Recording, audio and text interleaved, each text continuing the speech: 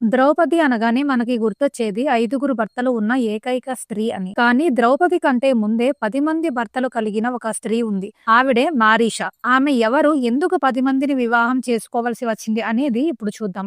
ఈ కథ విష్ణు పురాణం మరియు శ్రీహరివంశ పురాణంలో ఉంటుంది. చాక్షుష మన్వంతరంలో ప్రాచీన బర్హి అనే చక్రవర్తికి సముద్ర కన్య అయిన సువర్ణతో వివాహం జరిగింది. వారికి ప్రచేతులు అనే 10 మంది కుమారులు జన్మించారు. ఈ ప్రచేతులు సముద్ర గర్భంలో 10,000 ఏళ్లు ఘోర తపస్సు చేస్తారు. వారు తిరిగి వచ్చేసరికి భూమి అంతా అడవిలా మారిపోయి చెట్లతో నిండిపోయి ఉంటుంది. దాంతో ఆగ్రహించిన ప్రచేతులు తమ ముఖాల నుండి అగ్నిని, గాలిని సృష్టించి అడవులను దహనం చేయడం మొదలు పెడతారు. సృష్టి అంతా నాశనం అవుతున్న తరుణంలో ఔషధులకు అధిపతి అయిన చంద్రుడు వచ్చి వారిని ఆపుతాడు. చంద్రుడు వారి కోపాన్ని చల్లార్చి, మీకోసం వెన్నెల గర్భంలో రక్షించబడిన మారీష అనే కన్య ఉంది, ఆమెను వివాహం చేసుకోండి. ఈమె చంద్రవంశాన్ని వృద్ధి చేస్తుంది. సగం మీ తేజస్సు, సగం నా తేజస్సు కలిసి ఈమెకు దక్షుడు అనే ప్రజాపతి పుడతాడు అని చెప్పాడు చంద్రుడు. అసలు ఈ మారీష ఎవరు? ఒకప్పుడు కందుడు అనే ముని గోమతి తీరంలో తపస్సు చేస్తూ ఉంటాడు.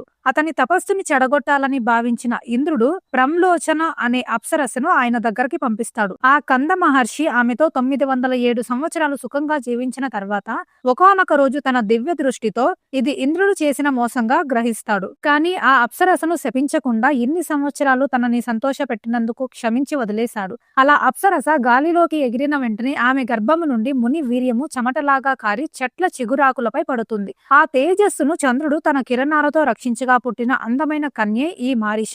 ఈమె తన గత జన్మలో ఒక రాజు భార్య. చిన్నతనంలోనే తన భర్త చనిపోవడంతో ఏ సుఖము తీరక శ్రీహరికి భక్తురాలు అవుతుంది. విష్ణువు ప్రత్యక్షమై నీకు ఏం వరం కావాలి అని అడగగా ఆమె నా కోరిక తీరేటట్లు నాకు భర్తలు కావాలి అని అడుగుతుంది. నేను అయోనిజ అయి ఉండి వారితో ప్రజాపతి అయ్యే కొడుకుకు తల్లిని అవ్వాలి అని కోరుకుంటుంది. శ్రీహరి సరే అని అంటాడు.